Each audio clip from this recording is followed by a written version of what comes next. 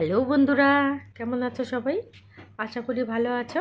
আজকে তোমাদের সঙ্গে আরও একটি রেসিপি শেয়ার করব। রুই মাছের মাথা আলুর ঝোল। প্রথমে মাছের মাথাগুলোকে আমি ভালো করে ধুয়ে পরিষ্কার করে নিয়েছি। এর উপর দিয়ে অল্প পরিমাণে লবণ দিয়ে দেব, অল্প হলুদ গুঁড়ো দিয়ে ভালো করে মেখে নেব। মাখা হয়ে গেছে, এবার কড়াইটা বসে গরম করে নিয়েছি, তেল দিয়ে দেব। তেলটাও গরম হয়ে গেছে, মাছগুলো দিয়ে ভেজে নেব। এক পাশটা ভাজা হয়ে গেছে, অপর পাশটা উল্টে দেব।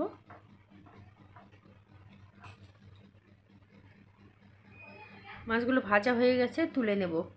বাকি মাছগুলো আমি একইভাবে ভেজে নেব।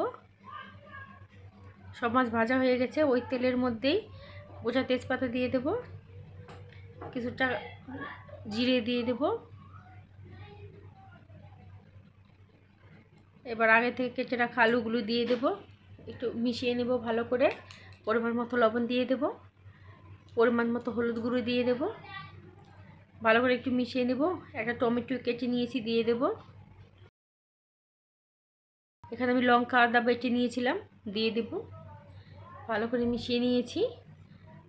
মশলাটা প্রায় কষানো হয়ে গেছে।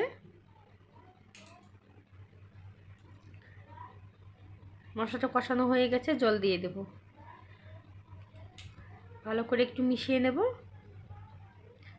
জলটা ভালো ফুটে উঠেছে, এবার মাছগুলো দিয়ে দেব। আমি ভাজা জিরে বেটে নিয়েছিলাম, দিয়ে দেব।